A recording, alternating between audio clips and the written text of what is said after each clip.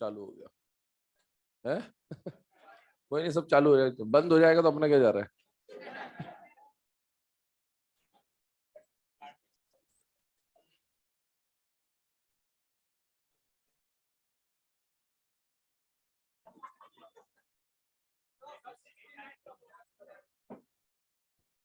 चले चले स्टार्ट कर रहे हैं ना।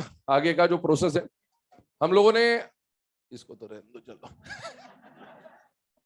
उसकी जरूरत ही नहीं पड़ेगी।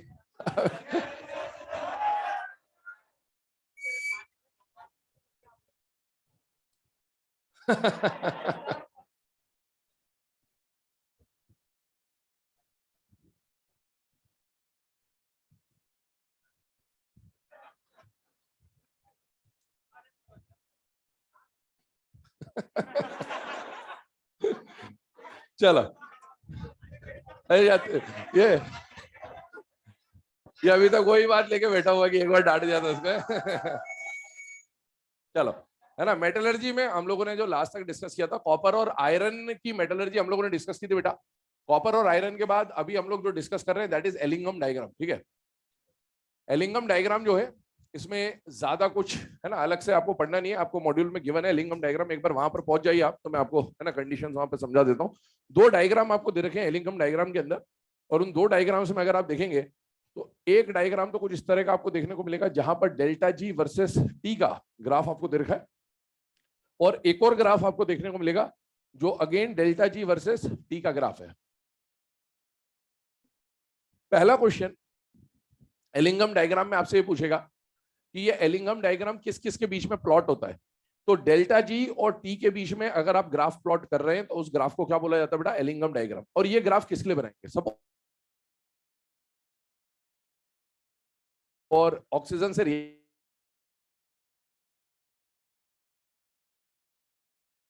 MXOY टाइप का। अब चाहे आप इससे इसमें जाएं, चाहे आप इससे इसमें जाएं, इस तरह की रिएक्शंस में आप देखिए हम लोगों ने जब मेटलर्जी के 5 स्टेप्स पढ़े तो उसमें पहला स्टेप हम लोगों ने पढ़ा था क्रशिंग, ग्राइंडिंग और पल्वराइजेशन। दूसरा स्टेप हमने क्या पढ़ा था, कंसंट्रेशन ऑफ ओर। तीसरा हमने पढ़ा था कैल्सिनेशन रोस्टिंग। उस कैल्सिनेशन रोस्टिंग में हमने हर चीज को किस में बदल दिया था बेटा, ऑक्साइड में। और चौथा स्टेप जो हमको पढ़ना था, हमें ऑक्साइड को मेटल में रिड्यूस करना था। इसको रिड्यूस करने के लिए हमने अलग अलग रिड्यूसिंग एजेंट पढ़े, कार्बन पढ़ा, कार्बन मोनोऑक्साइड पढ़ा, एल्यूमिनियम पढ़ा, सेल्फ रिडक्शन पढ़ा, मेटल डिस्प्लेसमेंट पढ़ा। वो जो भी रिड्यूसिंग एजेंट थे, किस ऑक्साइड को मेटल में बदलने के लिए कौन सा रिड्यूसिंग एजेंट यूज किया जाएगा, उसके लिए आपको एलिंगम डायग्राम की मदद करनी पड़ेगी। क्योंकि एक मेटल ऑक्साइड को मेटल में बदलने के लिए ढेर सारे रिड्यूसिंग एजेंट यूज किए जा सकते हैं। तो आप कौन सा रिड्यूसिंग एजेंट प्रेफर करेंगे वो कौन बताएगा, एलिंगम डायग्राम। एलिंगम डायग्राम में हम लोग देखेंगे क्या, डेल्टा जी। जिस रिड्यूसिंग एजेंट का डेल्टा जी मोर नेगेटिव होगा वो ये बताएगा कि ये reducing agent better reducing agent होगा उस रिएक्शन के लिए। देखिए जैसे पहले यहां पर हम लोग कार्बन और कार्बन मोनोऑक्साइड वाला जो ग्राफ दे रखा है उसकी बात करते हैं। सपोज ये एक स्ट्रेट लाइन है, जो 3 लाइन वाला शुरू में आपको दे रखा है ग्राफ, उसको देख लें। सेकंड नंबर पे दे रखा है शायद नीचे, हाँ। तो देखिए कार्बन कार्बन मोनोऑक्साइड का ये ग्राफ आपके सामने बना। ये ग्राफ क्या बता रहा है, कार्बन जब ऑक्सीजन से रिएक्ट करता है तो क्या बनाता है बेटा, CO2, है ना। एक तो इस तरह का ग्राफ है। आप उसमें देखेंगे तो एक लाइन ऐसी जा रही है और एक लाइन ऐसी जा रही है, ये इस तरह से यहां पर मीट कर रहे हैं। ये वाला जो टेम्परेचर है, इस टेम्परेचर को हमने बोल दिया 710 डिग्री सेल्सियस। ठीक है, ये इस तरह से आ गया। अब इस ग्राफ में ये वाला जो प्लॉट है और ये वाला जो प्लॉट है, ये स्मेल्टिंग के रिस्पेक्ट में बनाया गया। स्मेल्टिंग याद करिए, कल हमने जब स्मेल्टिंग पढ़ा था तो स्मेल्टिंग में हमने ये पढ़ा था कि कार्बन और कार्बन मोनोऑक्साइड किसकी तरह काम करता है, रिड्यूसिंग एजेंट की तरह। हाई टेम्परेचर पे जो आप रिड्यूसिंग एजेंट यूज करते हैं वो क्या होगा, कार्बन। और लो टेम्परेचर पे आप क्या यूज करेंगे, कार्बन मोनोऑक्साइड। लो टेम्परेचर पे कार्बन मोनोऑक्साइड क्यों यूज किया होगा, क्योंकि ये ज्यादा फिजिबल रहा होगा। मतलब इसका डेल्टा जी क्या रहा होगा बेटा, मोर एंड मोर नेगेटिव। तो अब आप देखो यहां पर इस पार्ट को देखिए, ये जो 710 से इधर आ रहे हो आप, ये लो टेम्परेचर बेटा, और वो वाला पार्ट क्या है बेटा, हाई टेम्परेचर। तो लो टेम्परेचर पे मोर, ऊपर जाने पर डेल्टा जी क्या हो रहा होगा, पॉजिटिव। नीचे आने पर डेल्टा जी क्या हो रहा होगा, नेगेटिव। तो बताइए इस और इसमें से मोर नेगेटिव साइड में कौन है, नीचे वाला ग्राफ या ऊपर वाला ग्राफ, नीचे वाला ग्राफ। और इसीलिए ये किसका ग्राफ है बेटा, CO का। तो CO plus O2 gives CO2 का ये ग्राफ है। मतलब कार्बन मोनोऑक्साइड रिड्यूसिंग एजेंट की तरह यूज किया इसने, मेटल ऑक्साइड का ऑक्सीजन खुद ले लिया और बदल किसमें गया बेटा, CO2 पे। कब, लो टेम्परेचर पे ये बेटर रिड्यूसिंग एजेंट की तरह काम कर रहा था। लेकिन जैसे ही 710 से आप ऊपर गए, इसका डेल्टा जी पॉजिटिव की तरफ चला गया और इसका डेल्टा जी नेगेटिव की तरफ आ गया। तो 710 के बाद ये आपका पुअर रिड्यूसिंग एजेंट हो गया और ये आपका बेटर रिड्यूसिंग एजेंट हो गया। और 710 के बाद हाई टेम्परेचर पे बेटर रिड्यूसिंग एजेंट कौन है बेटा? कार्बन। तो आपको समझ में आना चाहिए ये वाला ग्राफ किसका बेटा? कार्बन में जब ऑक्सीजन आप देंगे तो यहां पर कार्बन डाइऑक्साइड है, यहां पर पहले हम लोग क्या बना रहे बेटा? मोनो ऑक्साइड बना रहे। तो मेटल के साथ जब आपने कार्बन रिडक्शन कराया तो उसने मेटल का ऑक्सीजन लिया और क्या बना दिया बेटा? कार्बन मोनो ऑक्साइड का फॉर्मेशन कर दिया। ये रिएक्शन आती है। अब इसी को यहां पर अप्लाई करें एलिंगम डायग्राम में। ये तो आपने हाई टेम्परेचर लो टेम्परेचर जो कल हमने पढ़ा था कैसे क्या होता है उसका ग्राफ आपके सामने।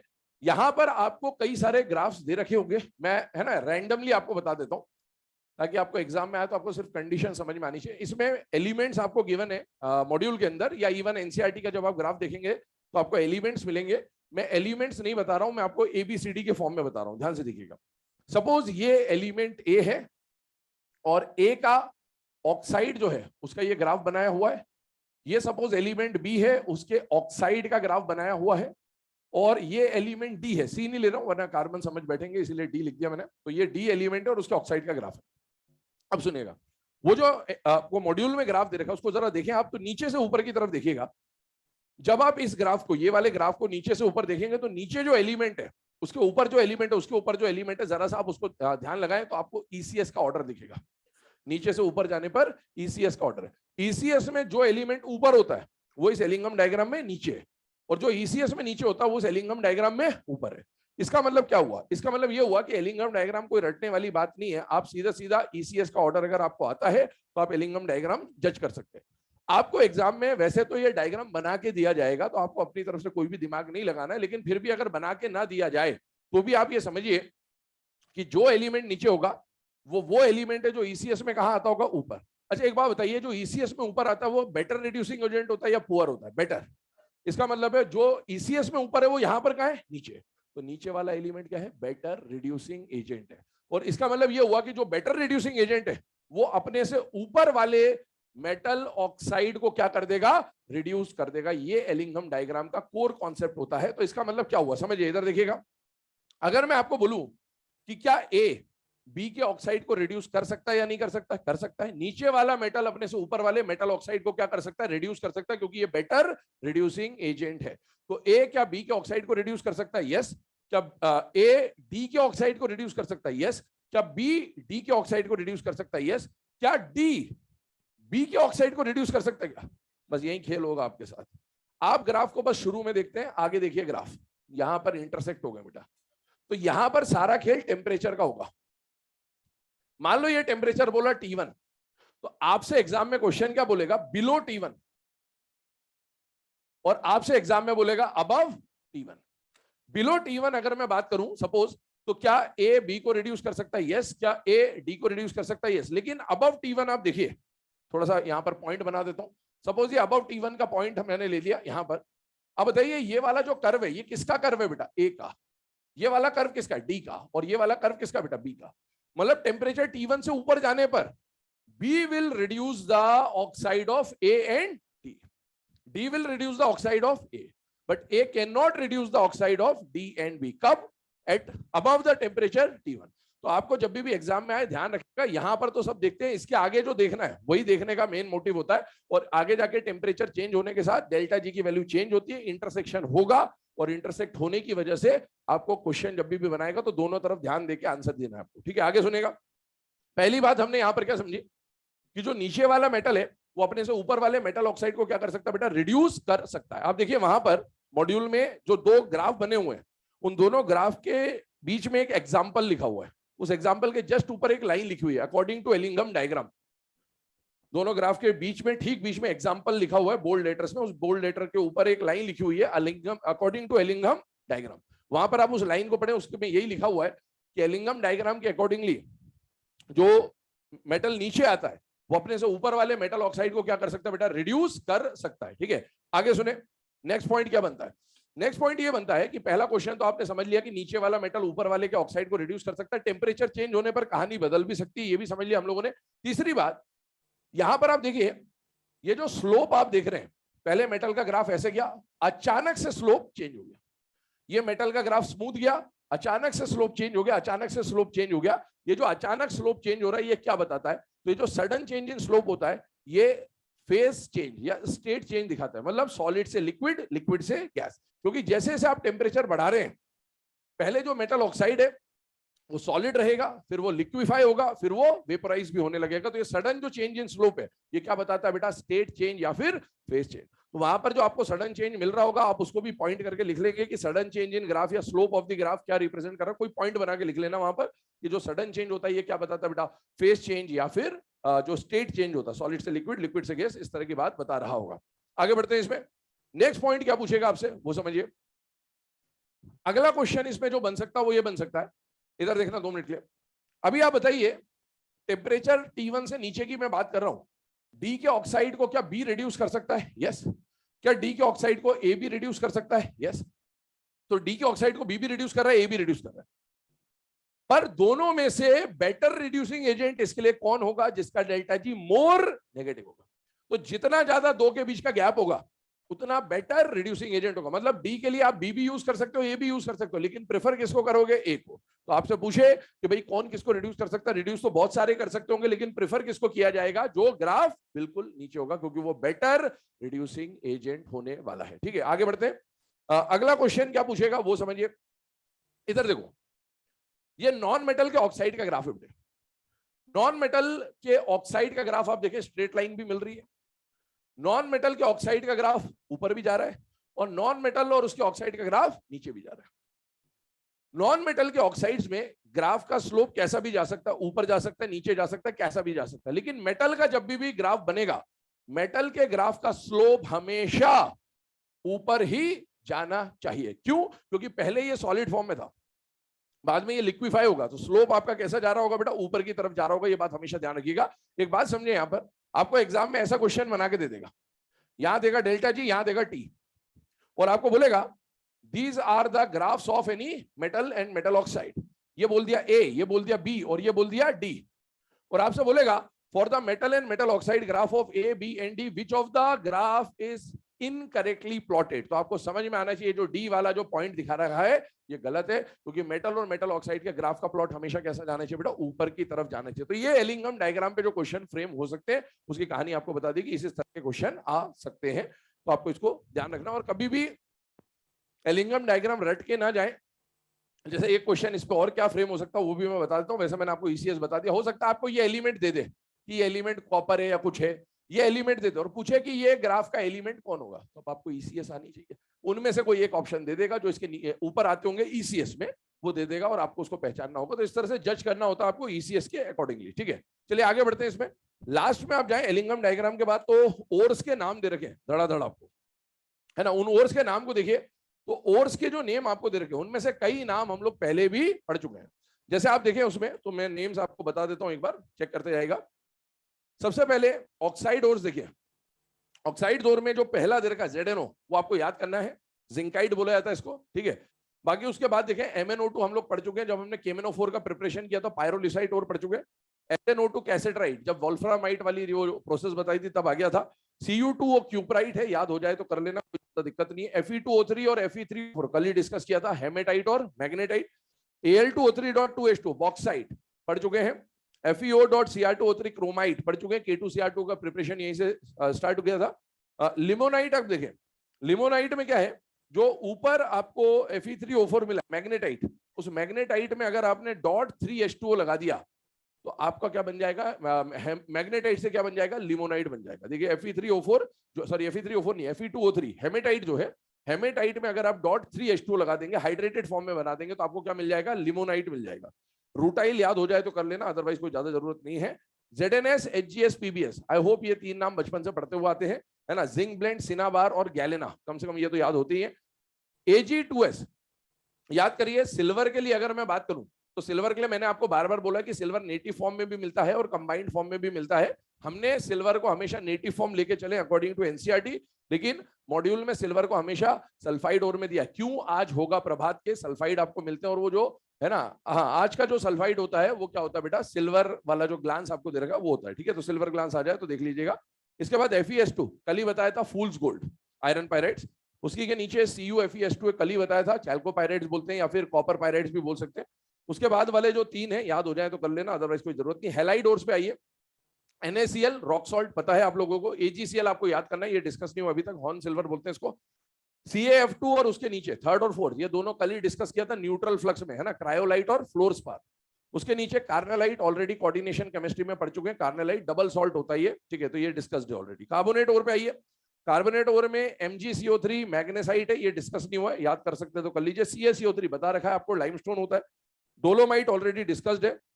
ZnCO3 10th में ही पढ़ा होता है आपने, कैलामाइन ओर बोलते हैं इसको। PbCO3 FeCO3 मैंने कैल्सिनेशन के टाइप पे बताया था, सिडेराइट और सेरुसाइट बोला जाता है इसको। Malachite green already heating effect में पड़ा हुआ है, और उस मेलेकाइट ग्रीन में अगर आप स्टार्टिंग में 2 लगा दें तो मेलेकाइट के बदले क्या बन जाएगा, एज्यूराइड बन जाएगा, जो उसी के जस्ट नीचे दे रखा है। इसके बाद आप देखें सल्फेट और, तो एप्सम जिप्सम एलम, ये तीनों चीजें आप पहले ही पढ़ चुके हैं। इसके बाद ये नाइट्रेट और इंपॉर्टेंट है, ये एनसीईआरटी में मेंशन्ड है ग्रुप 15 के अंदर, है ना। इंडियन सॉल्ट पीटर और चिले सॉल्ट पीटर, तो है ना, अगर चिले सॉल्ट पीटर की बात करें तो NaNO3 चिले सॉल्ट पीटर कहलाता है, और KNO3 क्या कहलाता है बेटा, इंडियन सॉल्ट पीटर। आगे बात कर रहे हैं CA3PO4 डाइस, कैल्शियम का फॉस्फेट दे रखा है, रॉक फॉस्फेट बोला जाता है इसको। और ये जो रॉक फॉस्फेट है बेटा, ये टीथ का कंपोनेंट होता है बेसिकली, एक तरीके से, है ना, टीथ में कंपोनेंट के फॉर्म में होता है कैल्शियम फॉस्फेट जो होता है। तो ये ओवरऑल मेटलर्जी में जो पॉइंट्स थे वो हमने यहाँ पर कवर किए। मेटलर्जी के पॉइंट्स को समझने के बाद नेक्स्ट जो है आते हैं हाइड्रोजन चैप्टर पे। चलिए हाइड्रोजन चैप्टर की अगर बात की जाए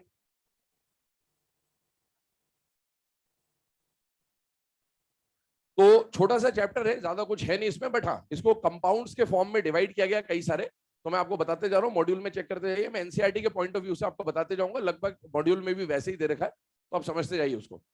हाइड्रोजन में देखिएगा, हाइड्रोजन में सबसे पहला क्वेश्चन आपसे पूछेगा कि हाइड्रोजन के कितने आइसोटोप्स होते हैं, तो ये आप है ना एटॉमिक स्ट्रक्चर में पढ़ चुके होते हैं, 1h1 1h2 1h3। इसको क्या बोलते हैं बेटा, प्रोटियम, इसको क्या बोलते हैं बेटा, ड्यूटेरियम, और इसको क्या बोलते हैं बेटा, ट्रिटियम। इसमें से क्वेश्चन ये पूछा जाता है, इस बार आया भी था नीट में, कि रेडियो एक्टिव कौन है, ये तो पहले भी पूछा जा चुका है क्वेश्चन कई बार, तो रेडियो एक्टिव कौन होता है बेटा, ट्रिटियम। लेकिन इस बार पूछा था कि बीटा पार्टिकल कौन एमिट करता है, तो ट्रिटियम जो है वो क्या एमिट करता है बेटा, बीटा पार्टिकल। अल्फा पार्टिकल ये एमिट कर भी नहीं सकता,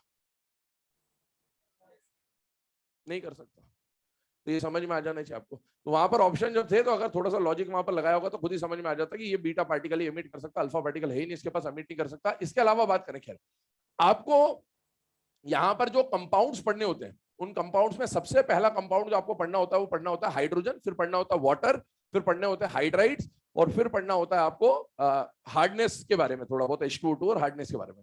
पहले H2 की बात करें, H2 जो है इसके कई सारे प्रिपरेशन आप ऑलरेडी पढ़ चुके हैं, बस आप एक रिवीजन कर रहे हैं। यहाँ पर देखिएगा, सबसे पहले हम लोग बात कर रहे हैं इसके लैब मेथड की।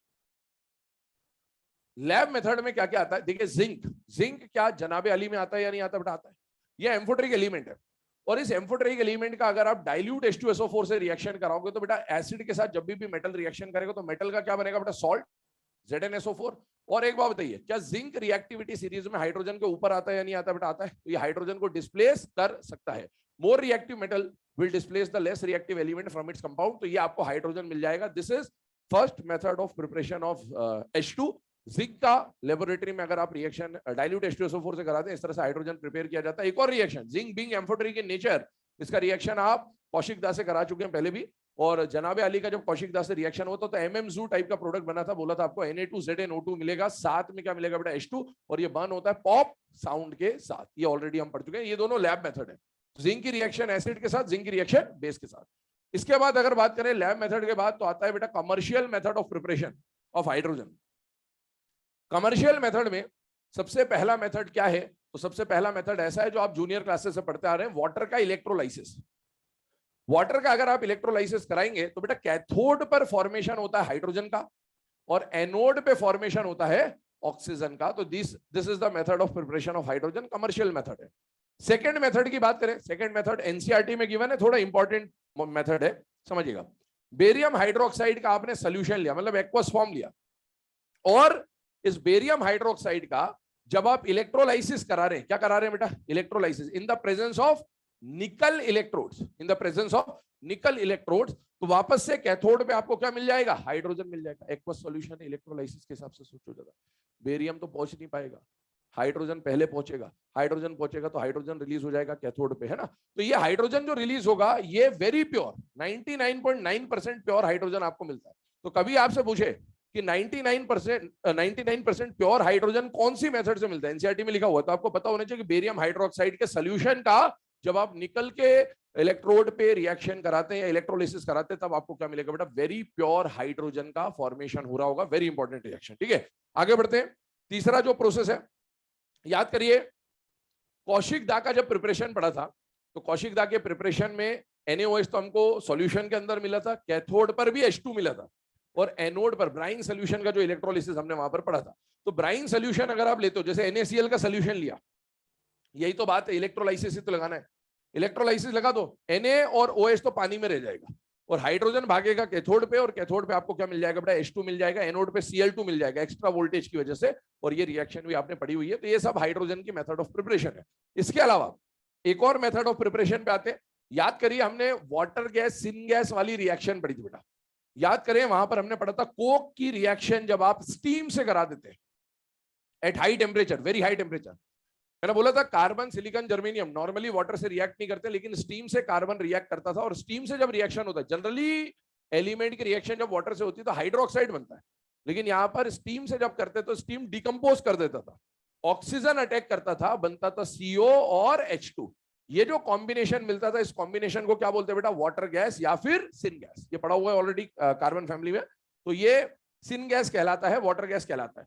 अब इसमें 2-3 नाम आने वाले, वाटर गैस सिन गैस तो आ गया। अगर आपने सिन गैस या वाटर गैस को बनाने के लिए कोक के बदले कोल का इस्तेमाल किया, कार्बन का ही तो एलोट्रोपी एक तरह से कोक या कोल बोल रहे, तो अभी कोक का इस्तेमाल किया तो सिन गैस बन गया, पर सिन गैस बनाने के लिए अगर आपने कोक के बदले कोल का इस्तेमाल किया होता तो इस प्रोसेस को बोलते हैं कोल गैसिफिकेशन। क्या बोलते हैं, क्या फर्क है, कोई फर्क नहीं है, यही रिएक्शन यही रहेगी, बस आपने इसको बनाने के लिए यहां पर कोक लिया है अभी फिलहाल में, कोक के बदले अगर आप कोल लेके वाटर गैस या सिन गैस बनाते हो तो उस गैस को एक नाम दे दिया जाए, उस प्रोसेस को एक नाम दे दिया जाएगा। क्या नाम दे दिया जाएगा, कोल गैसिफिकेशन। तो अगर आपने कोल लेकर ये रिएक्शन करवाई है तो रिएक्शन को कह देंगे कोल गैसिफिकेशन, बस इतना सा डिफरेंस और कुछ भी नहीं है। आगे सुनिएगा, ये जो वाटर गैस या सिन गैस मिला, एक और नाम आता है water gas shift reaction. Water gas shift reaction का मतलब क्या, आपको जो वाटर गैस मिला ना CO और H2, इसमें से H2 तो अपन ने अंदर कर लिया, H2 तो अपने को चाहिए, प्रिपेयर करवाना था, तो H2 तो अपन ने हटा दिया। अब ये जो CO बचा, इस CO की रिएक्शन आप किससे करा देंगे बेटा, वाटर से, और वाटर से रिएक्ट करा देंगे। जैसे ही और वाटर से रिएक्शन कराया तो यहां पर ये ऑक्सीजन और कार्बन के साथ जाके अटैच हो जाएगा और क्या बना लेगा बेटा, CO2, और यहां पर आपको क्या मिल जाएगा, H2। This is again preparation of hydrogen. इस रिएक्शन को जब आप वाटर गैस में जो हाइड्रोजन मिला, उस वाटर गैस में हाइड्रोजन तो आपने कंज्यूम कर लिया, जो बचा हुआ CO उसको फर्दर वाटर से रिएक्ट करके और हाइड्रोजन प्रोड्यूस किया, तो इस रिएक्शन को बोला जाता है वाटर गैस शिफ्ट रिएक्शन। ठीक है, तो ये ओवरऑल हाइड्रोजन के जो प्रिपरेशन है वो आपको बता दिया मैंने। इसके बाद आगे बढ़ते हैं, हाइड्रोजन के प्रिपरेशन के बाद प्रॉपर्टीज पे आते हैं। हाइड्रोजन की फिजिकल प्रॉपर्टीज में एनसीईआरटी लिखता है कि ये कलरलेस है, ये ऑर्डरलेस है, ये टेस्टलेस है, तो ये सब तो कॉमन बात है। इसमें जो मेन प्रॉपर्टी है, इंपॉर्टेंट प्रॉपर्टी है, इसका बॉन्ड एंथैल्पी बहुत ज्यादा होगा, सिंगल बॉन्ड HH और HF बताया था, HF का बॉन्ड एनर्जी इससे ज्यादा होता था, लेकिन होमोडायटोमिक में HH की बॉन्ड एंथैल्पी सबसे ज्यादा होती है। और दूसरी बात क्या है कि ये जो हाइड्रोजन है ये कंबस्टिबल होता है, ये बहुत important property, hydrogen is combustible in nature, आग लग जाती है इसमें। आपने हॉट एयर बलून सुने होंगे भाई, पुरानी मूवीज में आपने देखा होगा, वो हीरो हीरोइन झूले में बैठ जाते हैं, वो हॉट एयर बलून होता उसमें बास्केट लगा होता है, उस बास्केट में बैठ गए, ऊपर गए, वो बीच बीच में आग ऐसे निकलती रहती है ना, मूवीज में ऐसा देखा होगा। वो क्या होता था, हॉट एयर बलून में जो गैस यूज की जाती थी उड़ाने के लिए, वो हाइड्रोजन गैस यूज की जाती थी, क्योंकि hydrogen is the lightest gas, और बीच बीच में फायर उसमें बर्न कर रहे थे ताकि वो बर्न होती रहे और लाइट होता रहे और उड़ता रहे। लेकिन वो जो हीरो हीरोइन गए ऊपर बैठ के, ऊपर के ऊपर ही चले जाते थे, नीचे नहीं आते, चले जाने का मतलब ऊपर ही ब्लास्ट हो जाता था, क्योंकि हाइड्रोजन गैस भरी जाती थी, और जब वो आग निकल रही होती तो धीरे धीरे हाइड्रोजन की गैस कंबशन हो जाएगा, वहां जल जाएगा, ऊपर के ऊपर ही सब संस्कार वंस्कार सब ऊपर ही हो जाता, तो फोटो पे हार ही चढ़ता था बस सीधे ना, और कुछ भी नहीं। तो ऐसा इंसिडेंट बहुत बार हुआ। जब ये इंसिडेंट कई बार हुआ तो उसके पीछे का लॉजिक देखा गया कि ऐसा हो क्यों रहा, बार बार जो चीज ऊपर जा रही है, हॉट एयर बलून जा रहे हैं ऊपर, बर्न क्यों हो जाते हैं।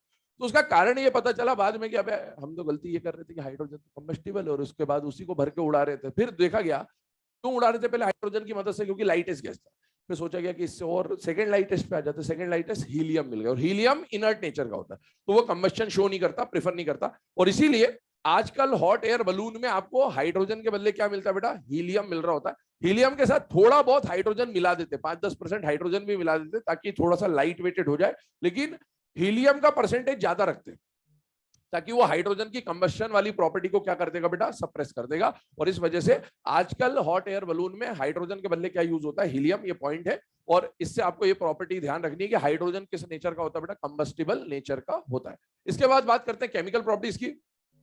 केमिकल प्रॉपर्टीज में ध्यान सुनिएगा, केमिकल प्रॉपर्टीज में सबसे पहली प्रॉपर्टी क्या आती है कि हाइड्रोजन का रिएक्शन, एनसीईआरटी के हिसाब से बात कर रहा हूं, हाइड्रोजन का रिएक्शन हेलोजन से दिया हुआ है।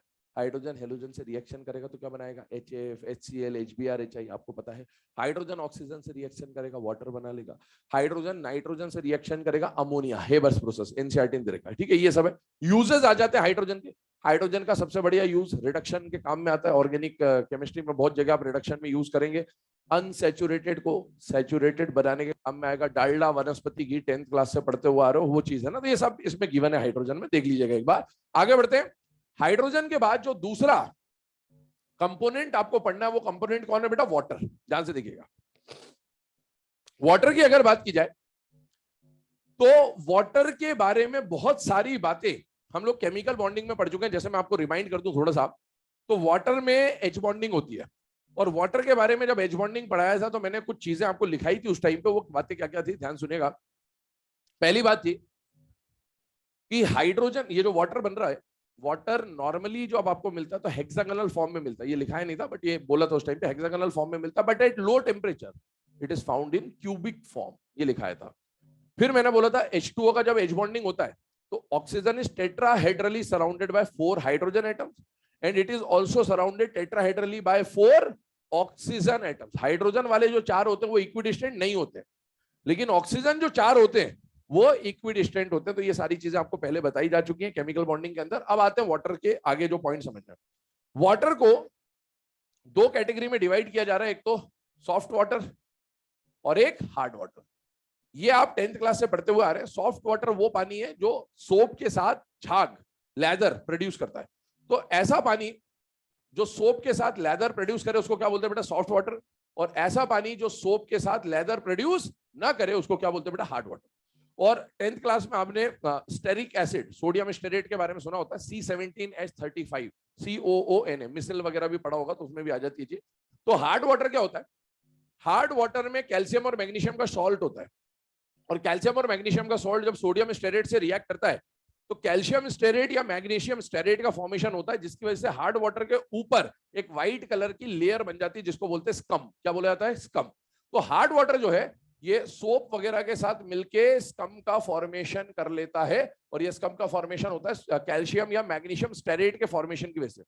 अब सॉफ्ट वाटर तो फिट फॉर ड्रिंकिंग पर्पस है, लेकिन hard water unfit for drinking purpose है। और इसीलिए आपने सुना होगा कि बारिश के टाइम पे ऐसा बोला जाता है कि जब बारिश होती है तो बारिश में आपको पानी हमेशा उबाल के पीना चाहिए ताकि थोड़ी बहुत हार्डनेस हट जाए। तो अब हम उसकी बात करते हैं। हार्ड वाटर जो है उसको 2 कैटेगरी में डिवाइड किया गया। एक तो पानी में जो हार्डनेस आती है वो किस तरह की आती है बेटा, टेम्पररी हार्डनेस, और एक कैसी हार्डनेस आती है बेटा, परमानेंट हार्डनेस आ रही होती है। तो हार्डनेस को 2 कैटेगरी में डिवाइड किया गया, temporary hardness and permanent hardness. Temporary hardness और परमानेंट हार्डनेस क्यों होती है, अगर मान लीजिए आपके पास कोई पानी है ना, पानी का कुछ सोर्स है, और इस पानी के सोर्स में कैल्शियम या मैग्नीशियम का सॉल्यूबल सॉल्ट आ जाए। सॉल्यूबल सॉल्ट में कौन कौन आता है इसके, तो इनका बाइकार्बोनेट आ जाए, इनका क्लोराइड आ जाए, या इनका सल्फेट आ जाए। इनमें से अगर कैल्शियम या मैग्नीशियम का कोई कंपोनेंट पानी के अंदर प्रेजेंट है तो ऐसा पानी क्या कहलाता है बेटा, hard water.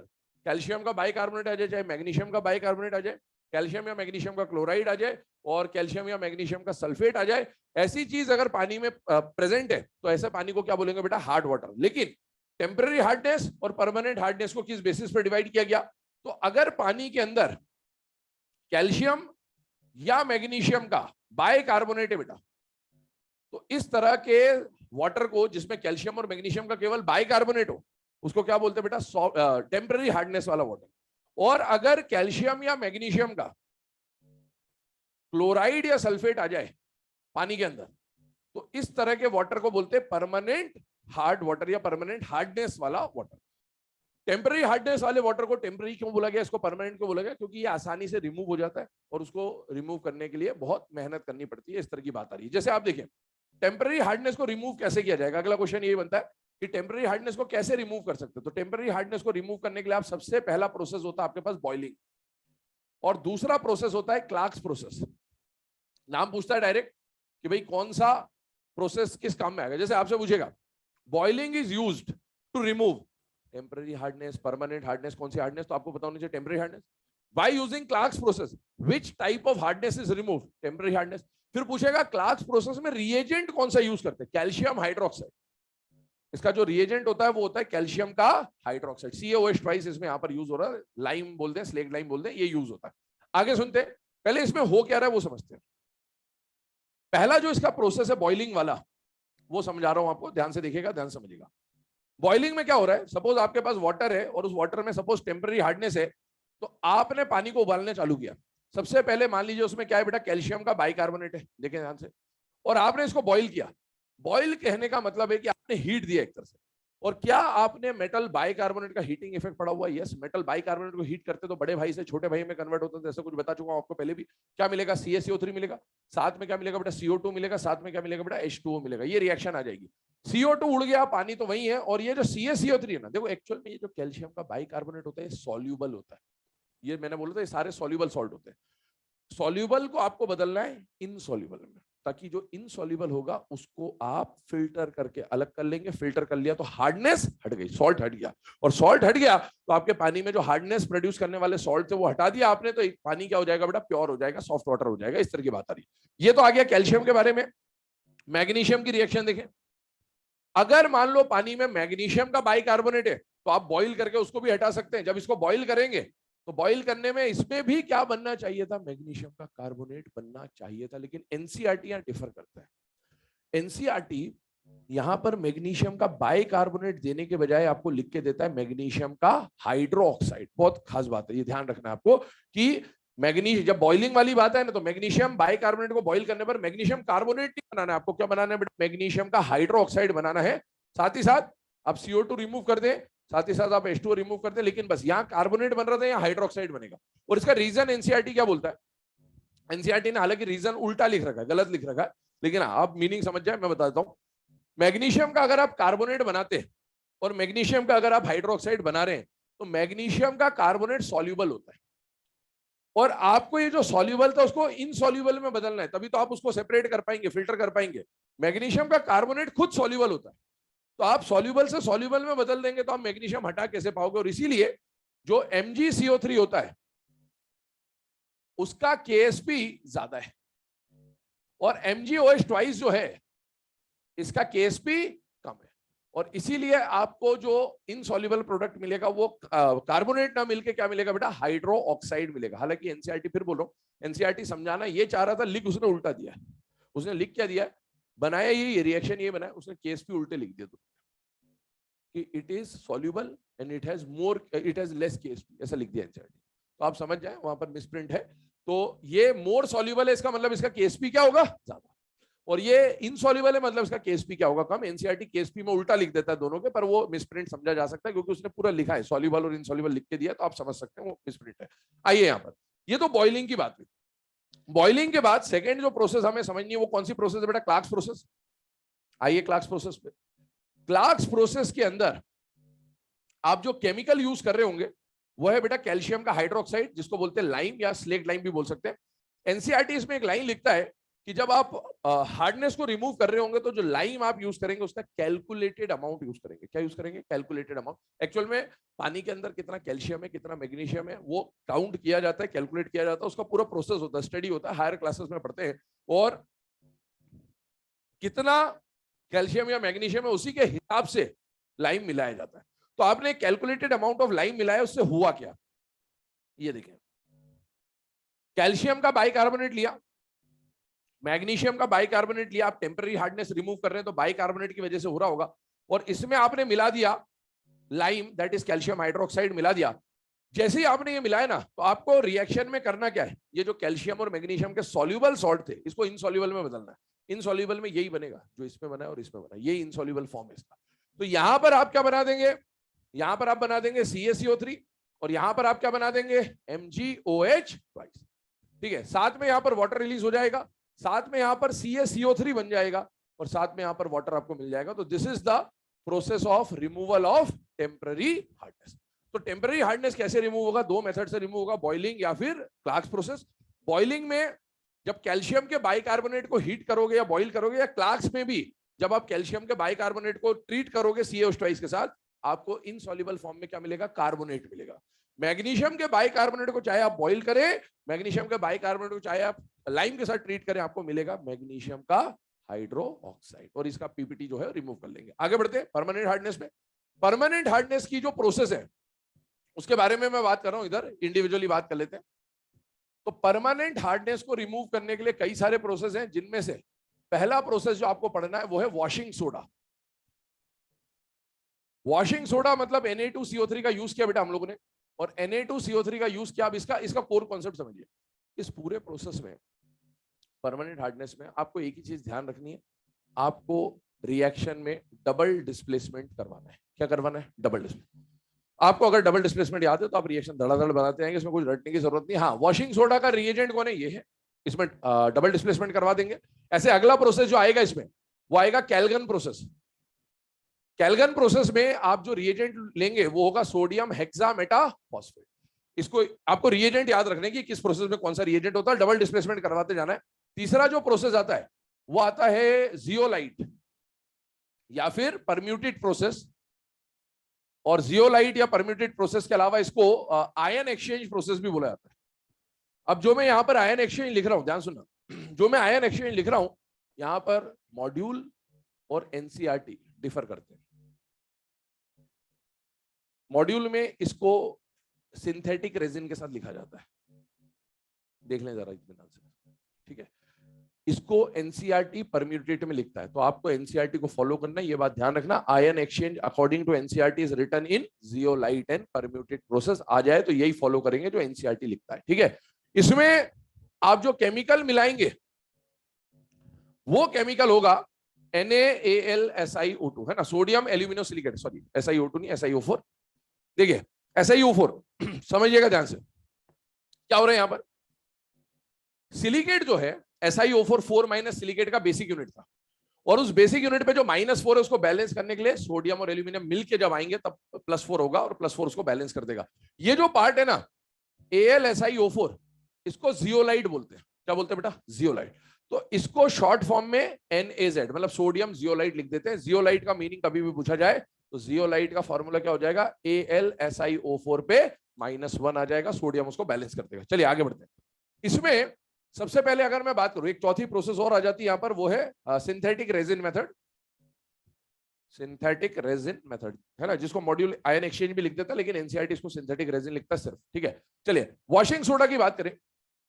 Suppose permanent hardness कौन कौन सी होती है बेटा? कैल्शियम का क्लोराइड आ जाए या कैल्शियम का सल्फेट आ जाए, मैग्नीशियम का क्लोराइड आ जाए या मैग्नीशियम का सल्फेट आ जाए, इसकी वजह से जो हार्डनेस प्रोड्यूस होगी उसको हम लोग क्या बोलेंगे बेटा? Permanent hardness.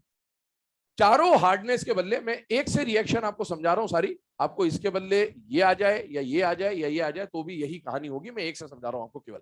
सपोज ये परमानेंट हार्डनेस प्रोड्यूस करने वाला सॉल्ट है और इसके साथ आपने Na2CO3 की रिएक्शन करा दी, डबल डिस्प्लेसमेंट करवाइए बस।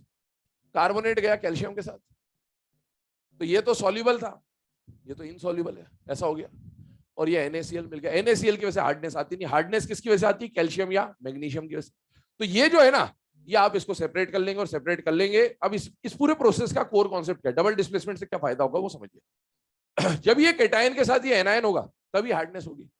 तो डबल डिस्प्लेसमेंट में आप क्या कर रहे हो? केटायन को किसी और के साथ चिपका दे रहे हो, एनायन को किसी और के साथ चिपका दे रहे हो। जब दोनों साथ में चिपके होंगे तभी हार्डनेस होगी। अगर ये किसी और के साथ चला गया, ये किसी और के साथ चला गया, तो हार्डनेस अपने आप हट जाएगी। ये कर रहे हैं हम लोग। अभी देखिए ये पहला रिएक्शन हुआ, दूसरे रिएक्शन पे चले। मान लीजिए कैल्गन आपने मिलाया। बस कैल्गन के बारे में थोड़ा सा कहानी समझ लेते हैं पहले तो। इसको बोलते हैं सोडियम हेक्सामेटाफॉस्फेट। Sodium hexametaphosphate. याद करिए oxy acids of phosphorus. Oxy acids of phosphorus में हमने एक मेटाफॉस्फोरिक एसिड पढ़ा था HPO3, और इसका हमने साइक्लिक ट्राइमर बनाया था। मैंने बोला था ये मोनोमर के फॉर्म में एग्जिस्ट नहीं करता, ये या तो डाइमर या ट्राइमर या पॉलीमर के फॉर्म में एग्जिस्ट कर रहे होंगे। इसका हेक्सामर बना रहे हैं। क्या बना रहे बेटा? हेक्सामर। जैसे इसका हेक्सामर बनाया तो फॉर्मूला क्या बन गया? H6P6O18। बेसिसिटी इसकी 1 होती है मोनोमर फॉर्म में, तो 6 है तो बेसिसिटी 6 है। 6 के 6 हाइड्रोजन हटा दो और 6 के 6 हाइड्रोजन हटा के 6 सोडियम लगा दो, तो ये फॉर्मूला बन जाता है। मेटाफॉस्फोरिक एसिड का आयन, एक एसिड का आयन 8 होता है, तो मेटाफॉस्फोरिक एसिड का आयन मेटाफॉस्फेट होगा। और आपने सोडियम लगा दिया तो इसको क्या बोला? Sodium metaphosphate. और 6 बार है तो इसलिए क्या बोला? Sodium hexametaphosphate. ठीक है, अब ये जो सोडियम हेक्सा मेटाफॉस्फेट आया, इसकी कहानी समझिएगा। जैसे ही आपने इसको पानी में डाला ये आयनाइज होगा। आयनाइज होगा तो आपको अभी कैल्शियम को लाना है अंदर या मैग्नीशियम को लाना है अंदर। तो कैल्शियम और मैग्नीशियम पे चार्ज कितना होता है बेटा? 2+। तो 2 सोडियम जब हटेंगे तब जाके 2+ की वैकेंसी आएगी और एक कैल्शियम या एक मैग्नीशियम आके इसके साथ जुड़ सकता है। तो पहले तो ये आयनाइज हुआ। ये जो 2 Na+ निकले ये कहां जाएंगे? आपने वो जो कैल्शियम का क्लोराइड ले रखा है बाई चांस, तो ये जो 2 Na निकले ये 2 उस Cl के साथ जुड़ के बाहर हो गए NaCl। और ये कैल्शियम ये तो चला गया इसके एनायन के साथ, और इसका कैल्शियम इसके एनायन पे जाकर क्या करेगा बेटा? अटैक कर रहा होगा। तो अब देखो यहां पर अगर आपने लिया कैल्शियम +2 और इसका रिएक्शन, ये तो Cl के साथ जुड़ के बाहर हो गया, इसको साइड में कर देते हैं, हम तो मेन प्रोडक्ट लिख रहे हैं यहां पर। तो Na4P6O18 2- आया। जैसे ये इस पे अटैक करेगा तो क्या होने वाला है समझिए। कैल्शियम जाएगा इसके अंदर न्यूट्रलाइज करने, तो न्यूट्रलाइज करेगा तो क्या बनेगा? CaNa4P6O18, ये न्यूट्रलाइज हो जाएगा। पर अगली स्टेप में फिर से 2 सोडियम निकल रहे होंगे, ऐसे 2-2 करके सोडियम निकलते जाएंगे, 2 फिर 2 फिर 2, 3 बार निकलेंगे। तो अगली स्टेप के जो 2 सोडियम निकालने ना वो हम पहले ही निकाल देते हैं। तो हम ऐसा लिख देते हैं 2 Na+ बाहर और 2 Na+ बाहर हुए, साथ ही साथ आपको क्या मिल रहा है? 2 Na निकले तो 2 Na बचे, Na2, एक आ गया कैल्शियम, एक आ गया P6O18 और इस पे अभी भी कितना चार्ज आ रहा है बेटा? 2- चार्ज आ रहा है। अब ये 2 Na वापस से जो CaCl2 के 2 क्लोरीन होंगे उनके साथ जुड़ेंगे बाहर और एक कैल्शियम फिर यहां पर आके बैठेगा, फिर 2 Na निकलेंगे, फिर एक कैल्शियम जाके बैठेगा। इस तरह से process continuously double displacement double displacement double displacement चलती रहेगी। इसमें क्वेश्चन आपसे क्या पूछता है? क्वेश्चन मेनली ये पूछता है ना, मैं यहां पर सिर्फ इतना लिख देता हूं Na2Ca, जो आपको एनसीईआरटी में जितना दे रखा उतना समझ लेते हैं हम। ये दे दिया ऐसा। एनसीईआरटी में एक बात लिखी हुई है कि ये जो प्रोसेस है इसमें खास बात क्या है? इसमें जो कैल्शियम या मैग्नीशियम जाएगा वो कैटायनिक पार्ट के साथ जाएगा या एनायनिक पार्ट के साथ जाएगा? Anionic part. तो ये ध्यान रखना कि कभी पूछे कि भाई कैल्गन जो है इसको एक कॉम्प्लेक्स की तरह आप ट्रीट करें, तो कॉम्प्लेक्स में 2 चीजें होती है, एक सिंपल कैटायन और एक कॉम्प्लेक्स एनायन। तो ये इसी तरह का कॉम्प्लेक्स है जो सिंपल कैटायन और कॉम्प्लेक्स एनायन से मिलकर बना हुआ है। और आप जब इसमें कैल्शियम का डिस्प्लेसमेंट कराएंगे या कैल्शियम को सब्स्टिट्यूट कराएंगे तो calcium will get substituted with anionic complex. तो ये पता होना चाहिए कि एनायनिक पार्ट के साथ यहां पर मेटल जो कैल्शियम या मैग्नीशियम की हार्डनेस होगी वो चिपक जाती है। आते हैं अगले केस पे, zeolite permuted ion exchange method. देखिए ध्यान से, मान लीजिए आपको कैल्शियम का क्लोराइड दिया गया, हार्डनेस इसी की ली है मैंने अभी तक शुरू से, और आपने इसका रिएक्शन करा दिया सोडियम एल्यूमिनो सिलिकेट के साथ, सोडियम जियोलाइट के साथ। डबल डिस्प्लेसमेंट कराइए, +1 -1 +2 -1। बेटा सोडियम के साथ कौन चिपकेगा? क्लोराइड, NaCl बाहर। और जियोलाइट जाके अटैक करेगा कैल्शियम पे, कैल्शियम का जियोलाइट क्या बन जाएगा बेटा? CaZ2, क्योंकि कैल्शियम पे +2 और Z पे -1 है। ये जो जियोलाइट बना, आपने क्लोराइड अलग कर दिया, कैल्शियम अलग कर दिया, हार्डनेस ब्रेक हो गई, ये आपका डबल डिस्प्लेसमेंट रिएक्शन चल रहा है। इसमें एक बात और आती खास, कई बार क्या होता है कि जियोलाइट में पूछ लेता है regeneration of zeolite, regeneration of zeolite.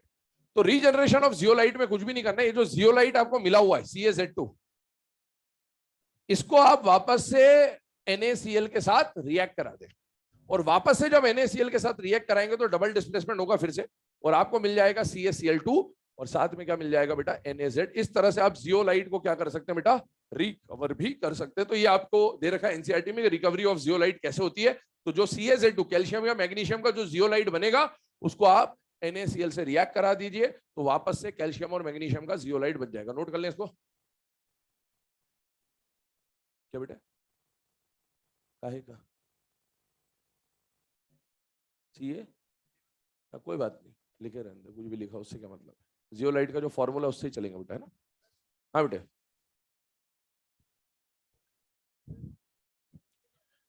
Separate होने के बाद ये एक्चुअल में जैसे आप वो क्या कहते हैं अपने आरओ देखते हो ना, तो आरओ जैसे चेंबर्स बने होते हैं, तो चेंबर्स में ये चीज जो है CaZ2 बन चुका, तो CaZ2 अलग चेंबर में बना, ये अलग चेंबर में बना, तो रिएक्ट नहीं करेंगे। फिर इसका चेंबर निकाल लिया, उस चेंबर को वापस से अगर जियोलाइट में चेंज करना है तो पहले से जो हमारे पास कोई NaCl पड़ा उसमें डाल देंगे तो वो रिएक्ट कर देगा, ऐसा होता है। चलिए, इसके बाद इसमें जो लास्ट मेथड है ना, सिंथेटिक रेजिन मेथड, ये मैं डिस्कस नहीं कर रहा हूं, देख लेना, एनसीईआरटी में गिवन है, लेंदी मेथड है, टाइम वेस्ट होगा और कुछ भी नहीं, और एग्जाम में नहीं आता है, तो आपको देखना हो तो देख लेना। आगे बात करते हैं इसमें। अभी हम लोगों ने जो हार्डनेस की बात करी बेटे, हार्डनेस के बाद अगले कंपाउंड की तरफ चले अगर हम, तो हार्डनेस के बाद अगला जो कंपाउंड आपको गिवन है वो कंपाउंड है बेटा हाइड्राइड्स। ठीक है, हाइड्राइड्स की अगर हम बात करें,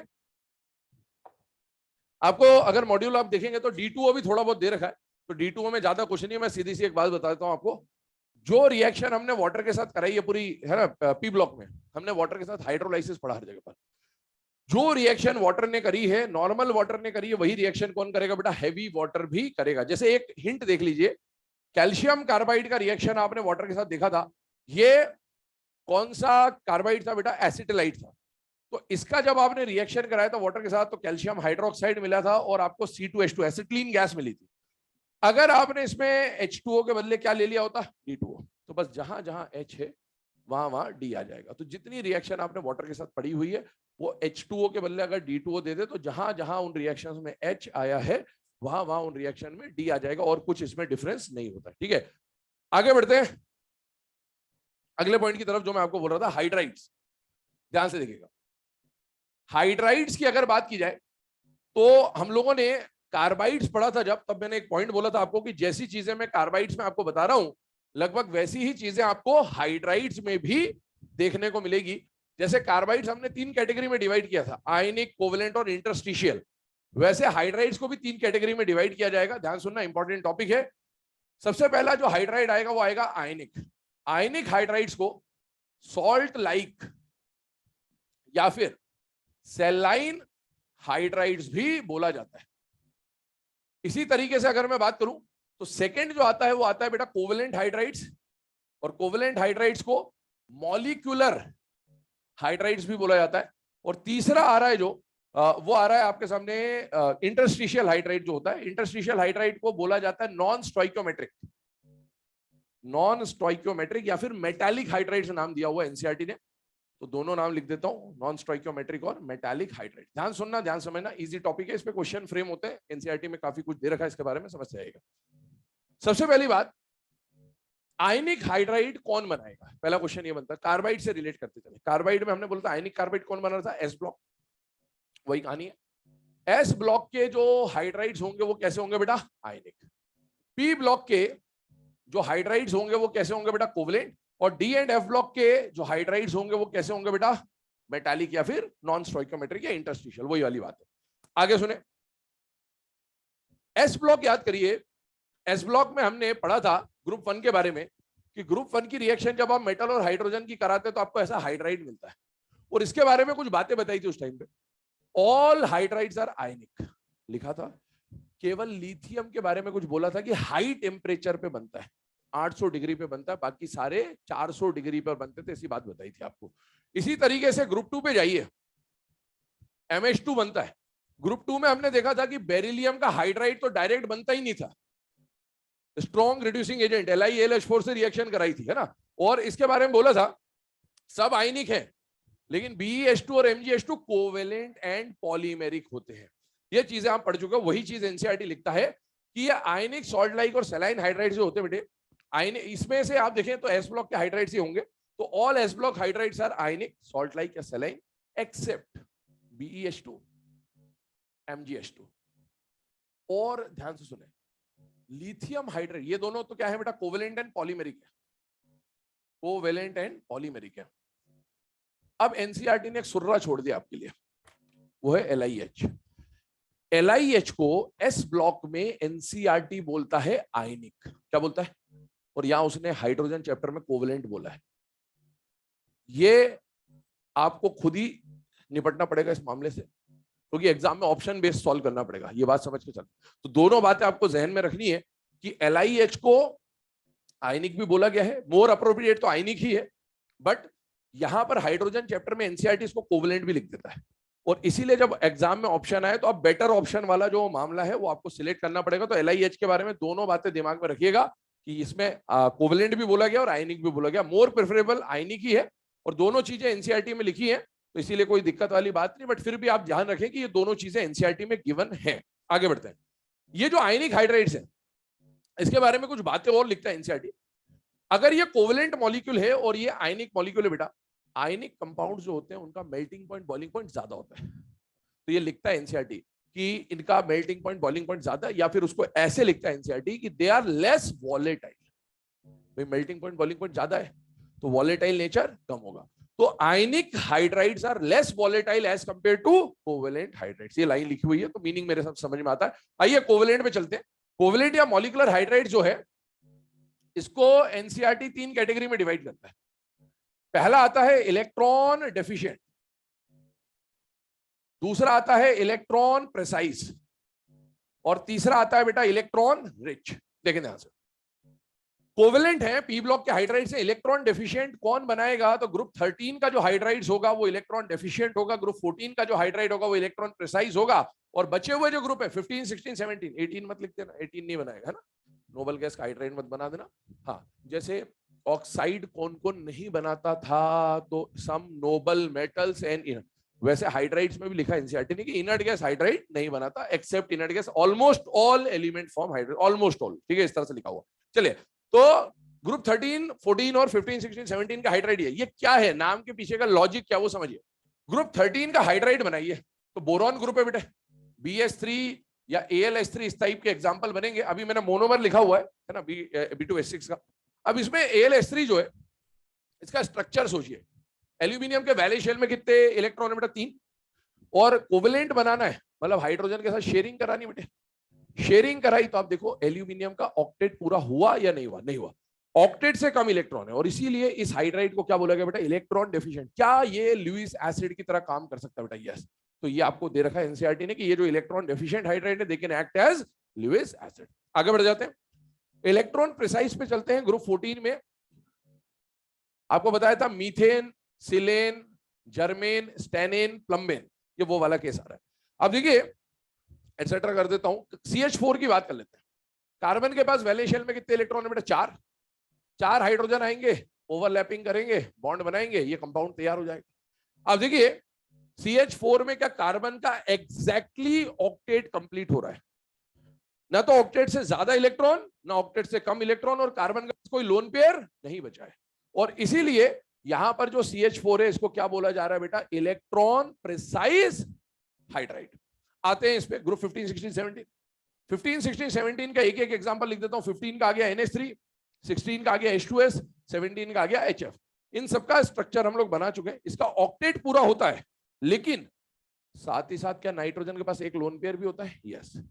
इसका भी ऑक्टेट पूरा होता है लेकिन 2 लोन पेयर रखता है, और इसका भी ऑक्टेट पूरा होता है लेकिन 3 लोन पेयर होता है। अगर कोई ऐसा हाइड्राइड है जिसका ऑक्टेट तो पूरा है लेकिन साथ ही साथ उसके पास लोन पेयर है, जिसकी वजह से वो लुईस बेस की तरह काम कर सकता है और आगे एक्स्ट्रा बॉन्ड बना सकता है, कोऑर्डिनेट बॉन्ड बना सकता है, इसीलिए उसको क्या बोल रहे हैं बेटा? Electron rich. ये इलेक्ट्रॉन रिच का मतलब ये नहीं कि ऑक्टेट से ज्यादा है, इलेक्ट्रॉन रिच का मतलब ये है ऑक्टेट तो है पर एक्स्ट्रा लोन पेयर है जिसके थ्रू वो और बॉन्डिंग कर सकता है, इसको बोलते हैं इलेक्ट्रॉन रिच हाइड्राइड। इसके बारे में एनसीईआरटी एक बात बोलता है, लुईस बेस तो है ही है, क्या ये तीनों है ना, अभी हमने NH3 लिखा, इसके नीचे PH3 SH3 सब कुछ आ सकते हैं, पर क्या ये तीनों H बॉन्डिंग दिखाते हैं? एनसीईआरटी लिखता है वहां पर कि ये जो 3 इन्हीं के एग्जांपल दे रखे हैं एनसीईआरटी ने, they are formed in associated form.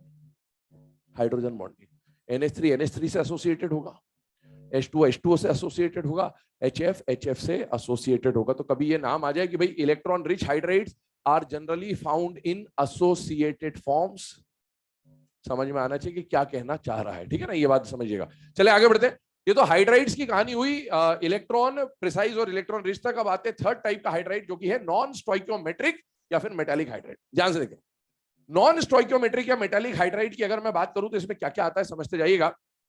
सबसे पहली बात, डी ब्लॉक की अगर मैं बात करूं, डी और एफ ब्लॉक की बात करूं तो मेनली डी ब्लॉक के बारे में डिस्कस होता है। तो अब देखिए ग्रुप नंबर 3 से ग्रुप नंबर 12 ये डी ब्लॉक का पूरा पार्ट है। इस डी ब्लॉक के पार्ट में आपके सामने ग्रुप नंबर 6, 7, 8 और 9 आते हैं।